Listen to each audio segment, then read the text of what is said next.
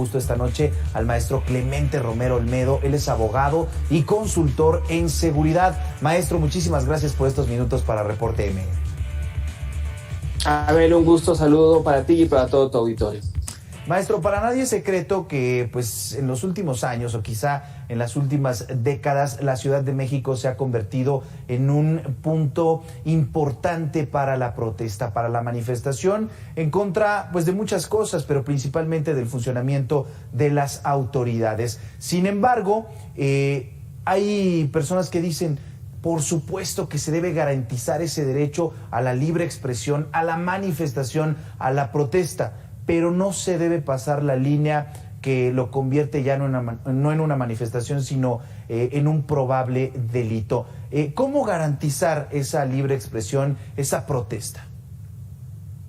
Estimado Abel, la línea entre el libre ejercicio de la libertad de expresión, la protesta y la realización de actos que pueden ser constitutivos de faltas administrativas o de delitos, sin duda son líneas muy delgadas en la mayoría de las ocasiones.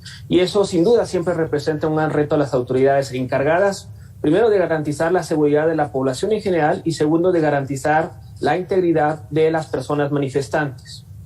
Las autoridades, digamos, tienen que cuidar distintos ejes dentro de las manifestaciones. Primero, cuidar a las personas que se manifiestan. Segundo, cuidar a la población. Y obviamente también tiene una obligación de cuidar el mobiliario urbano y las instalaciones que son propiedad pública, como es en este caso del ataque contra las instalaciones del ejército aquí en la Ciudad de México.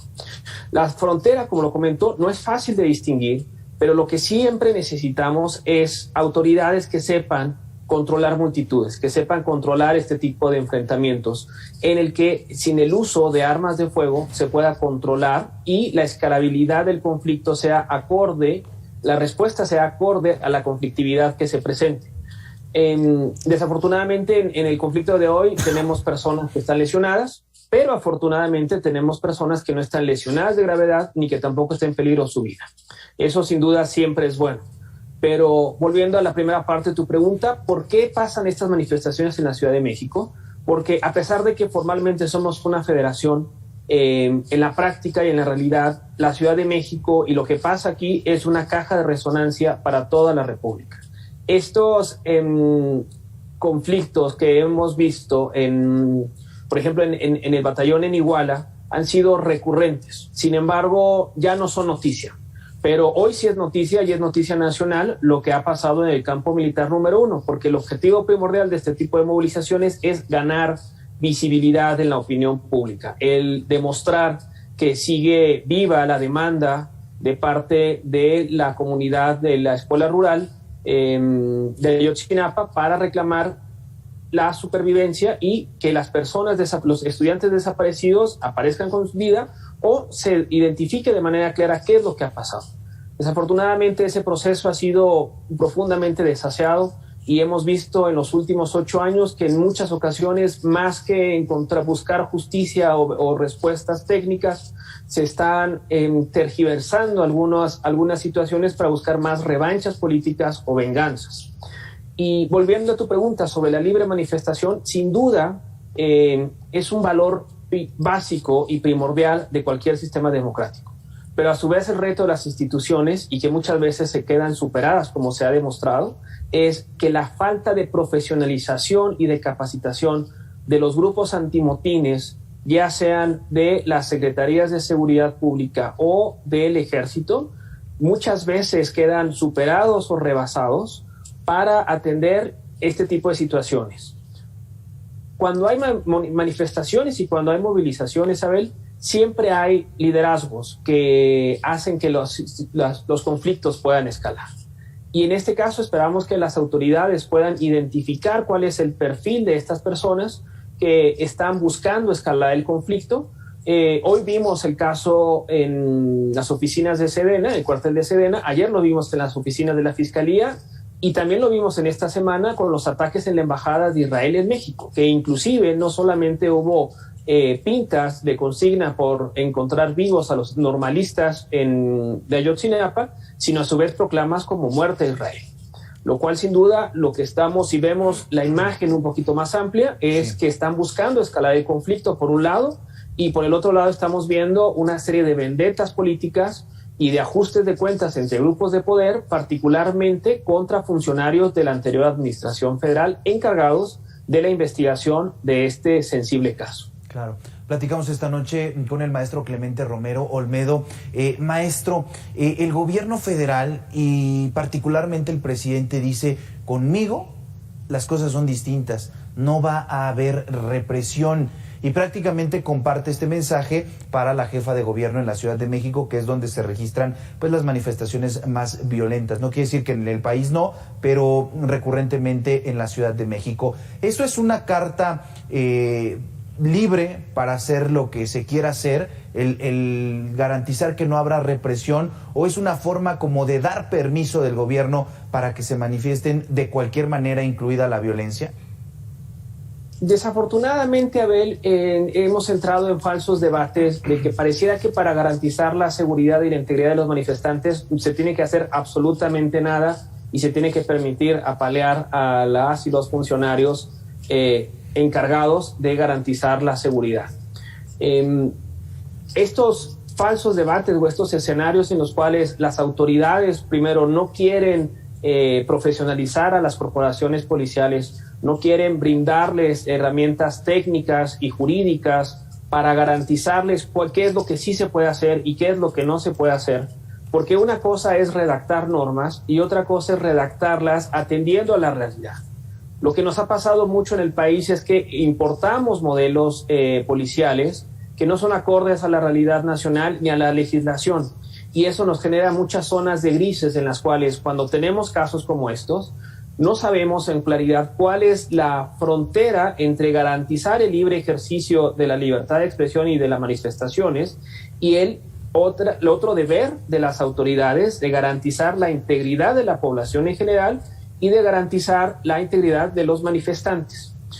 Ya nos hemos acostumbrado que siempre haya elementos del orden lesionados, pero lo que debemos de buscar es que no haya ni elementos del orden lesionados, ni tampoco personas que se manifiesten que se lesionen. Esto sin olvidar el deber de las autoridades de salvaguardar los espacios públicos, porque hay normatividad que los obliga a hacer. Y volviendo a la gran pregunta, Abel, ¿por qué hay estas manifestaciones y por qué hay estas movilizaciones en la Ciudad de México? Porque la gente que es activista política y social sabe que en este país, si no hay una caja de resonancia que pase algo en la Ciudad de México, su impacto siempre va a estar muy disminuido. Es más, el propio actual jefe del Estado mexicano lo tenía muy claro, y es por ello que las movilizaciones que él presidía en los 90s tenían por punto de destino la Ciudad de México, porque eso le daba la visibilidad nacional que no habría conseguido de haber solo tenido movilizaciones en su entidad de origen o en el sureste. Claro. Maestro, en este movimiento específico de Ayotzinapa, me parece que pues es obvio que este movimiento y esta exigencia tiene legitimidad. Primero, bueno, pues se generó una versión que no convenció a muchos. Hoy, en una segunda investigación que todavía no ha llegado a su final, se afirma que un comandante del ejército tuvo participación y que incluso tuvo una injerencia directa en lo que podría ser el asesinato de 5 o 6 de los normalistas de Ayotzinapa. Viene este reclamo, se les presenta el informe y quizá no hay ese acompañamiento y, bueno, dicen los normalistas, los familiares de las víctimas, no nos están haciendo caso, se está protegiendo nuevamente al ejército, nos plantearon 46 órdenes de aprehensión y no vemos que las traten de ejercer, es decir, no vemos avances. Por supuesto, decíamos, tiene legitimidad este movimiento en todo el entorno de este caso Ayotzinapa, pero ¿hasta dónde escalarlo? ¿Es posible, pues, de alguna manera irrumpir en un cuartel militar sin que haya consecuencias? No, sin duda, lo que se buscaba era que este conflicto escalara y afortunadamente no escaló. Es decir, sí hay personas heridas, pero afortunadamente no hay personas heridas de gravedad ni fallecidas. Y lamentablemente, Abel y querido auditorio, es esta complejidad de conflictos políticos, de policías vinculados con organizaciones criminales, de miembros del ejército que probablemente también han estado vinculados o inmiscuidos, pero lo que debemos de exigir como sociedad es que se busque la verdad, y la verdad solamente se consigue a través de una investigación pulcra, científica, basada en evidencias, y no a través de consignas. Y lo mismo que están sufriendo las madres y los padres de los normalistas desaparecidos, lo viven miles de personas en este país, en el cual el proceso penal y administrativos y civiles para tratar de identificar a las personas desaparecidas en México es un camino muy tortuoso. Y eso es algo que en México nos hemos quedado muy cortos. Así que estas manifestaciones de desahogo, de presión, son caja de resonancia para buscar respuestas para personas desaparecidas, no solo para los 43, sino para las miles de personas que en México no están en sus hogares y que cada día desaparecen decenas más. Así que las autoridades desafortunadamente están engarrotadas en limitar, por ejemplo, que el tema de la seguridad se resuelve con una Guardia Nacional totalmente adscrita a la Secretaría de Defensa Nacional, cuando no hay una agenda nacional clara para fortalecer a los institutos forenses, para fortalecer a las fiscalías y para garantizar que todo el proceso penal se cumpla acorde a derecho, acorde a la normatividad, y eso solamente se puede cumplir cuando tienes centenares y miles de funcionarias y funcionarios bien formados, bien capacitados, con garantías en sus trabajos, que puedan realizar una investigación técnica y científica con información basada en evidencia y no a través de consignas políticas. El gran pendiente que tenemos en el México del siglo XXI es construir instituciones de seguridad y procuración de justicia que sirvan a la ciudadanía. Y eso, lamentablemente, aún estamos muy lejos de poderlo realizar. Claro.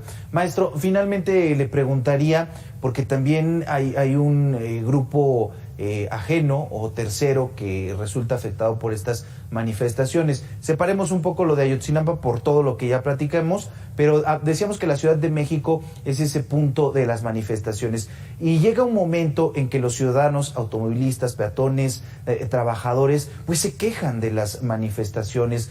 ¿Qué pasa con esas personas? ¿Simplemente son afectadas por esto que es una realidad en el país? Que bueno, la procuración de justicia no sea eficaz, ni eficiente, ni rápida, y que las personas tengamos que quejarnos.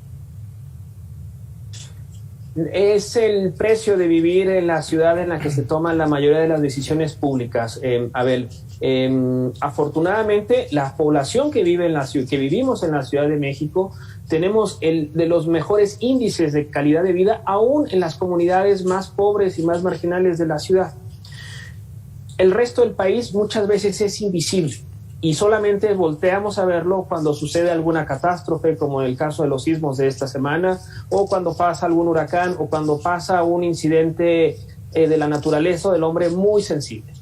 Y eso, pues, sin duda representa un problema para o cómo llevarlo, una insatisfacción al libre tránsito de la población. Pero también es un llamado de atención a que seamos tolerantes a la realidad que viven millones de personas en nuestro país, sin servicios de calidad, sin policías que los cuiden, siendo víctimas de desplazamiento forzado, de desaparición de personas, de grupos criminales que han cooptado presidencias municipales y regiones, muchas regiones dentro del país, y que esa realidad muchas veces no la vemos o no la queremos ver hasta en tanto no la tenemos enfrente de nuestros ojos. Y eso es algo que ayudan las manifestaciones a sensibilizarnos. Así que yo espero que estas regular manifestaciones me parece una de las simplezas más grandes que se han escuchado en los últimos años. Lo que tenemos que trabajar, gobierno, sociedad, el Estado mexicano como tal, es cómo vamos a construir instituciones que den respuesta a las demandas de seguridad y de justicia que tenemos en este país. Si esas demandas no se pueden atender, no se pueden corregir y solamente se hace a través de políticas públicas, pues seguiremos en esta dinámica de quejarnos de las manifestaciones, administrar conflictos y desatenderlos hasta en tanto otra vez vuelvan a hacer erupción. Esa manera de hacer política no la debemos de seguir permitiendo, porque eso solamente es administrar conflictos para que al mediano o largo plazo en algún momento se traten de solucionar.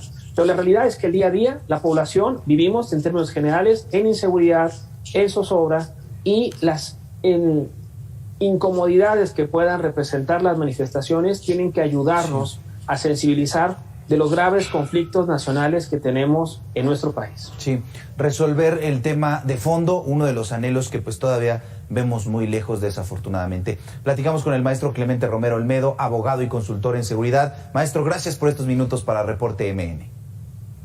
Un gusto, Abel. Un saludo a ti y al auditorio. Buenas noches. Buenas noches. Cambiamos de información.